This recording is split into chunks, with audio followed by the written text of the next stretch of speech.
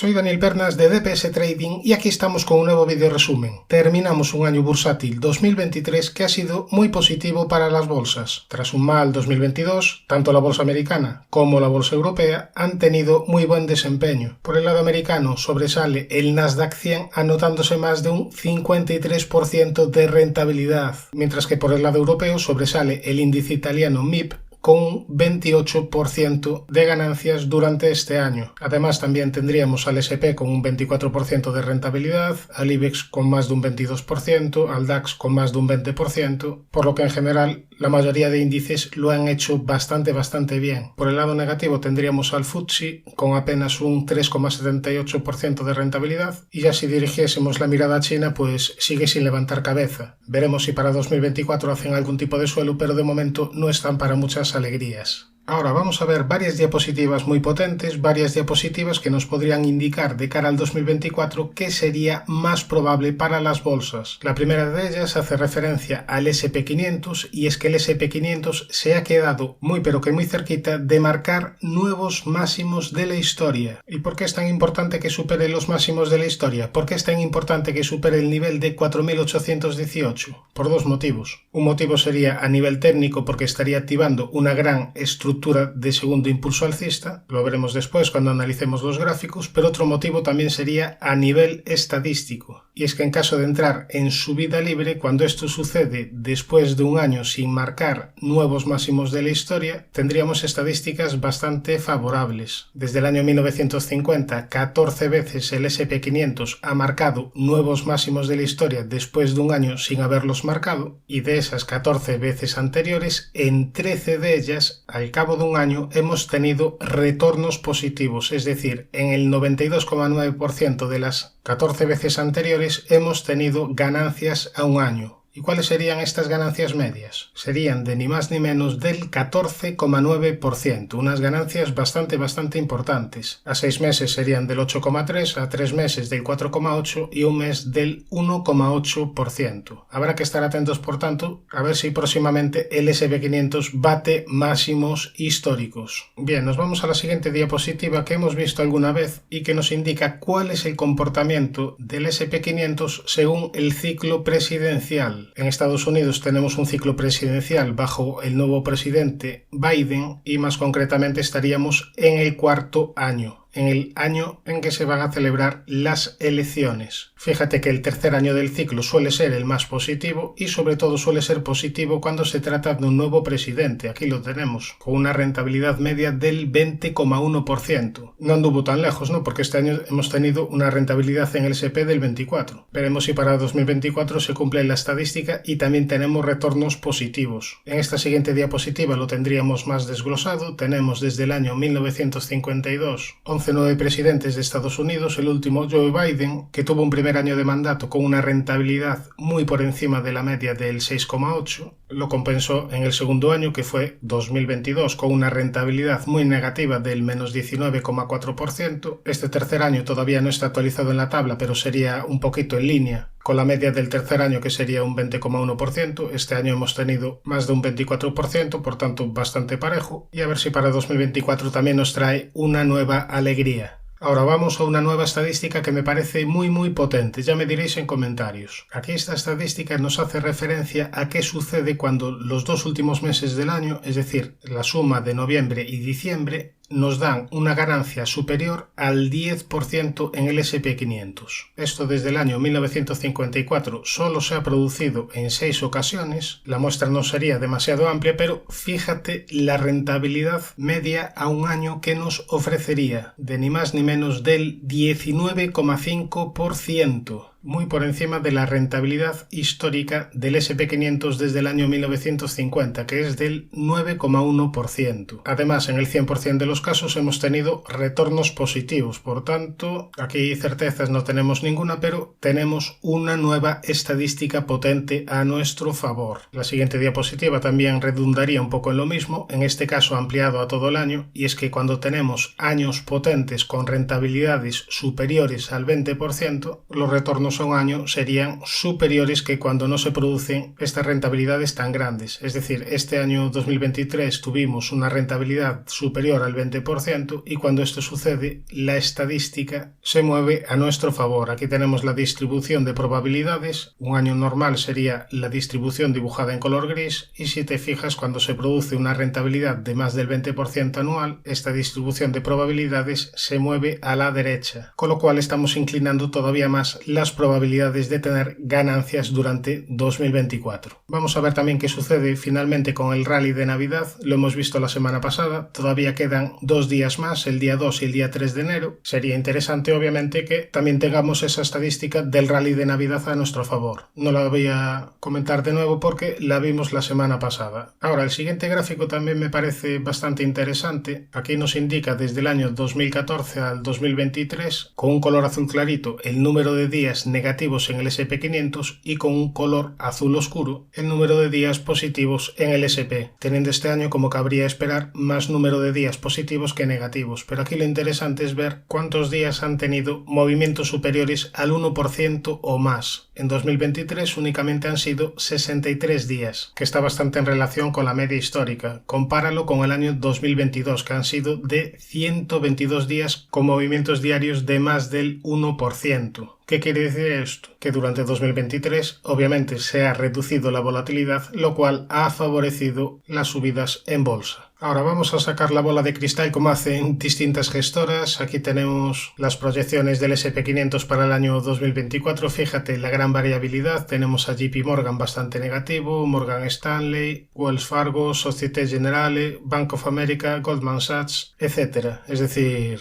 aquí cada uno pone un poco lo que le parece. Vamos nosotros a hacer lo mismo. Te dejaré la encuesta en el apartado de comunidad. ¿A qué nivel estará cotizando el SP500 en 2024? El año pasado hicimos esa misma encuesta, os pregunté ¿dónde estará el SP500 a finales de 2023? Bueno, pues aquí os tengo que dar la enhorabuena porque el 53% habéis dicho que el SP500 iba a estar por encima de los 4.000 y en concreto el 14% habéis dicho que el SP500 se situaría por encima de 4.500, lo cual a finales de 2022 no era tan sencillo decirlo. Veníamos de un año complicado y aún así más del 53% habéis confiado, a pesar de todas las negatividades que se venden en YouTube y en redes sociales, que el SP500 iba a subir. Yo, para ser sinceros, no lo tenía nada claro con los nubarrones que había en el camino. Obviamente sí sé que la rentabilidad histórica del SP500 es positiva, pero el entorno era bastante complicado. Después, lo que digo siempre, al final marcan los gráficos. Lo hemos venido comentando a lo largo del año. Ya hace meses hemos comentado la mejoría y para el año 2024 veremos lo que pasa. No os quiero influenciar, pero hay objetivos activados en varias bolsas y a priori no pinta mal. Ahora también hay que tener en cuenta la siguiente diapositiva y es que en cualquier año se producen correcciones a lo largo del año. Como te dice aquí, la volatilidad es el precio que hay que pagar para invertir. Caídas del 3% se producen 7 veces al año, caídas del 5% se producen 3,4 veces al año, caídas del 10% se producen prácticamente todos los años, caídas del 15% se produce una cada año y medio y caídas del 20% se produce una cada 2,7 años. Por tanto, una caída del 10% intraanual sería lo más normal del mundo. No tiene por qué darse, pero entraría dentro de la media. Ahora sí, nos vamos ya a los gráficos. 2 segundos para el disclaimer. Comenzamos.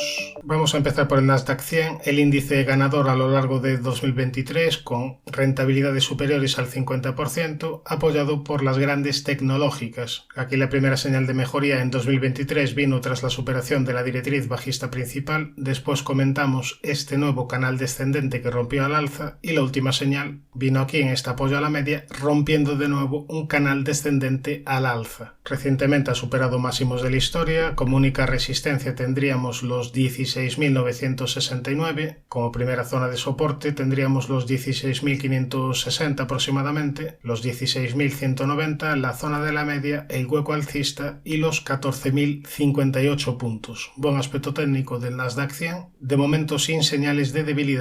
Si nos vamos al SP500, aquí vemos cómo tiene el nivel clave de máximos históricos en los 4.818,62. Superarlo implicaría la activación de un segundo impulso alcista. Aquí tenemos primer impulso, corrección a la zona del 50%, y si entra en subida libre, el objetivo en el SP sería hacia la zona de los 6.050 puntos. De momento, repito, no está activado, pero habrá que estar pendientes si supera máximos históricos. Lo voy a dejar aquí marcado con línea discontinua. Ahora, como soportes a vigilar, tendríamos de cortísimo plazo la zona de 4.700, los 4.607, zona de la media, y los 4.528. Si nos vamos al Dow Jones, aquí en este caso ya tendríamos el objetivo por segundo impulso alcista activado. El objetivo sería la zona de los 47.250 puntos. Tendría primer soporte de cortísimo plazo los 37.040, esta zona de máximos históricos, la zona de la media y niveles de 35.000. Si nos vamos al Russell 2000, índice de empresas de pequeña y mediana capitalización de Estados Unidos, recordamos que tiene objetivo activado, objetivo por suelo hacia niveles de 2.408 puntos. Este era un objetivo que veníamos persiguiendo desde hace muchos meses. Decíamos que tenía el nivel clave en los 2033-2034 y este nivel ya ha sido superado. Ha tenido una subida bastante vertical desde zona de soporte y ahora lo que está haciendo es aliviar un poquito la sobrecompra. Tiene primera zona de cortísimo plazo,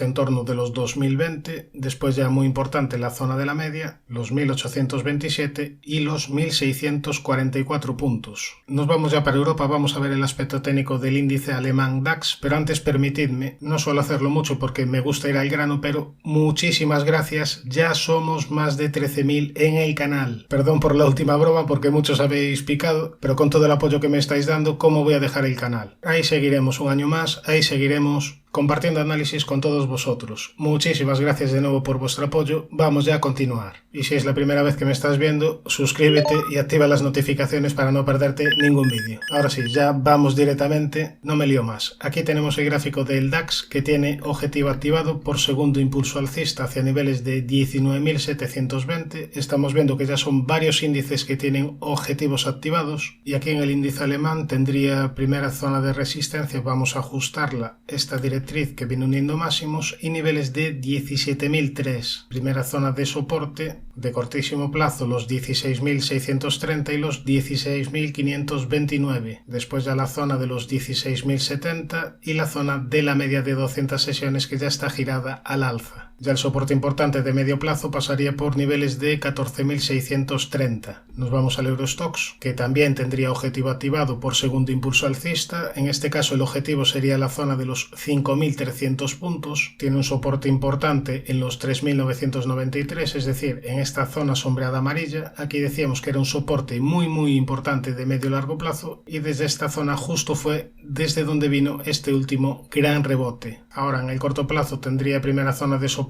en este entorno de los 4.491 y después ya un primer soporte importante estaría en la media de 200 que está girada al alza. Nos vamos al índice español IBEX, que sigue consolidando un poquito desde zona de sobrecompra, sigue consolidando desde que apareció esta vela doji de indecisión, marcando resistencia en los 10.301. Tiene primera zona de soporte importante, la media de 200 que está girada al alza y después ya los 8.879. Nos vamos al CAC, índice francés, que recientemente superó los 7.582, por tanto, a finales de 2023 marcó nuevos máximos históricos. Última resistencia serían los 7.654, primera zona de soporte, la zona de la media, y muy importante para medio largo plazo, la zona de los 6.773, esta zona sombreada amarilla. Todo apunta a ver también en el Eurostoxx un nuevo tramo de subidas para medio plazo. Nos vamos al MIB, índice italiano, también con objetivo activado por segundo impulso alcista hacia niveles de 33.900 puntos. Bueno, no tan recientemente activó una estructura de doble suelo que ya estaría cumplida y ahora tendría como primera zona de soporte de cortísimo plazo los 30.160, después los 29.757 la zona de la media y la directriz que viene uniendo mínimos. Soporte importante los 27.078, estos últimos mínimos relevantes de medio plazo. Respecto al VIX, índice de volatilidad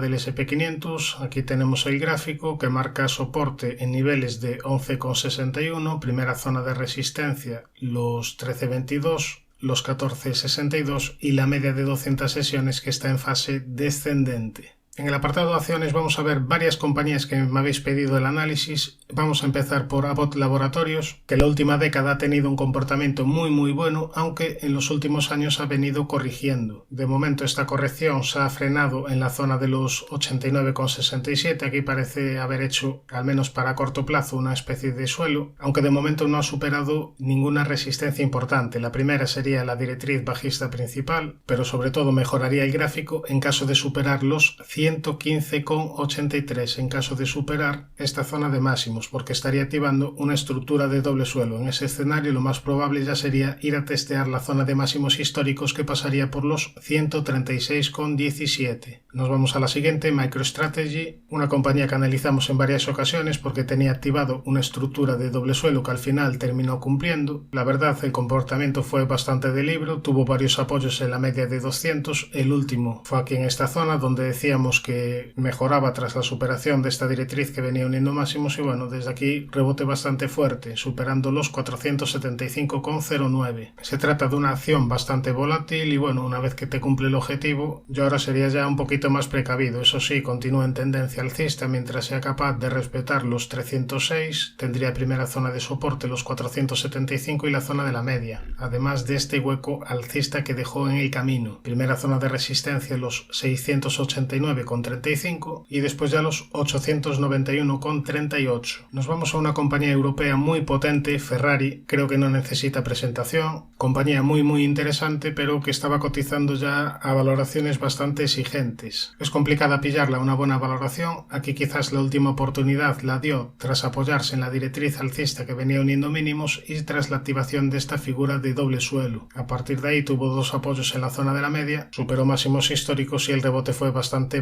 potente. Ahora aquí en máximos te dibujó una divergencia bajista, a partir de la cual, tras perder este mínimo, avisaba de que podían venir caídas. Las caídas han producido, se ha cumplido ya la divergencia bajista y ahora veremos si la zona de la media actúa como soporte. Después ya tendría como soporte los 268,20, la zona de los 244,20 y la directriz alcista principal. Por tanto, se trata de una compañía que me gusta para largo plazo, pero habría que buscar una estrategia de entrada. A ver si en esta zona de la media te dibuja alguna estructura o si por el contrario continúa la corrección y nos deja a Ferrari con valoraciones más atractivas. Nos vamos a la siguiente, NIO, donde aquí la última vez que la analizamos decíamos que tenía un soporte importante en esta zona de los $7. De momento aquí se ha frenado el precio, ha tenido un rebote importante de corto plazo, pero ahora tiene bastantes resistencias por el camino. La primera sería la zona de la media y este hueco bajista. Después ya tendría como resistencia la directriz que viene uniendo máximos. Mejoraría el aspecto de medio-largo plazo en caso de superar los 16,18. Si supera 16,18 estaría activando una gran estructura de suelo. Aquí en el cortísimo plazo te activó una pequeñísima estructura de rectángulo que ya estaría cumplida. Veremos ahora si tiene continuidad este rebote. Veremos ahora si es capaz sobre todo de superar los 16,18. Nos vamos a la siguiente, Vipshop, una compañía que suele tener bastantes altibajos y que últimamente mejoró su aspecto técnico tras la activación de este pequeño canal ascendente roto al alza. Este objetivo de canal ascendente ya estaría cumplido, pero tiene pendiente objetivo por este rectángulo hacia niveles de 19,60. Por el camino podría encontrar resistencia en los 19,13. Zona de soporte importante los 13,90. Mientras no pierda 13,90 no dará una primera señal negativa. Nos vamos a la siguiente, Livent, compañía que ha tenido un pequeño rebote desde la zona de los $12,76. Con este rebote ha llegado a una zona de resistencia clave, zona de la media de 200 sesiones que está en fase descendente y zona de estos antiguos mínimos, zona de esta antigua zona de soporte importante. Por tanto, aquí en estos niveles va a tener dificultades para continuar con las subidas. No quiere decir que no pueda romperlos, pero aquí hay que ser precavidos. Nos vamos a la siguiente, de ticker MLI, Moeller Industries. Aquí tenemos el gráfico con una recuperación espectacular desde los mínimos del coronavirus. Desde los $7,98 se ha multiplicado hasta los 48,70. Ha sido una subida bastante ordenada a partir de la directriz que venía uniendo mínimos. Aquí tenemos una zona de soporte importante en esta directriz dibujada en color azul. y precisamente la última señal la dio aquí en este apoyo, activando una estructura de canal descendente rota al alza. A partir de ahí, subidas bastante importantes, superando de nuevo los máximos históricos que estaban en los 45,63. Ahora tendría como zona de resistencia los 48,70. El precio está ya un poquito alejado de la zona de la media, que sería la primera zona de soporte importante, y mientras respete los 34,84, la tendencia será alcista. Nos vamos a la siguiente, Newmont Corporation, la minera de oro, que hace tiempo la habíamos destacado como oportunidad cuando aquí te dibujó una estructura de rectángulo que ya estaría más que cumplida, pero después desde los 81,11 la caída fue bastante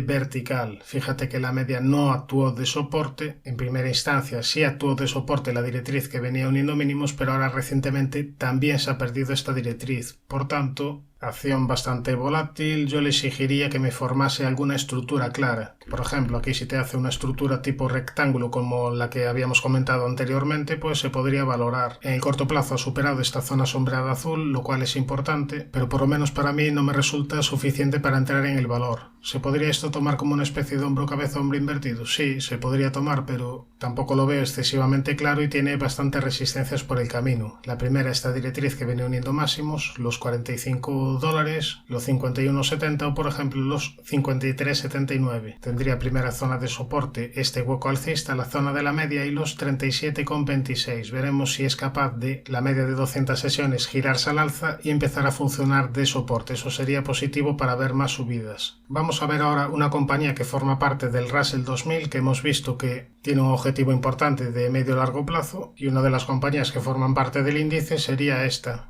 Qualys, ticker QLYS, compañía que se encuentra en tendencia alcista mientras sea capaz de respetar los 101,10 y compañía que ha tenido un rebote importante desde la directriz alcista principal que viene uniendo mínimos. Desde aquí se ha multiplicado por 2 y ahora lo que está haciendo es consolidar un poquito estas fuertes subidas previas. En caso de que consolide hacia la zona de la media, aquí en la media se podría vigilar si da nuevas señales alcistas. Nos vamos ahora a ver la situación de Viscofan, la empresa española, que en el medio largo plazo está dentro de un canal ascendente aquí dibujado en color negro, aunque últimamente ha venido corrigiendo desde los 66,5 euros hacia los 50,3. Tendría primera zona de resistencia esta zona sombreada amarilla en el entorno de los 56,9, también tendría resistencia en la zona de la media y en la directriz que une máximos. Yo aquí la vigilaría en caso de que me formase alguna estructura parecida a la que te formó aquí, en marzo de 2022, cuando te activó una estructura de doble suelo. Si aquí te formas alguna estructura parecida, pues podría ser interesante para buscar alguna estrategia alcista, o si te formase, por ejemplo, alguna divergencia. De momento, repito, en el corto plazo está bajista, realizando máximos y mínimos decrecientes y con importantes zonas de resistencia cercanas, pero se trata de una acción a vigilar. En el apartado de divisas tenemos aquí el gráfico del euro-dólar con zona de soporte importante en los 1,0448, zona de resistencia en los máximos de la semana, es decir, los 1,1140 y después ya en los 1,1276. Ahora mismo está luchando contra la zona de la media de 200 sesiones, veremos si es capaz de dejarla atrás y que empiece a actuar de soporte. Si nos vamos a ver la situación del oro, lo último que decíamos era que tras la aparición de esta vela podríamos ver quizás un poquito más de subidas y bueno, las subidas de momento se han frenado en la zona de los 2088.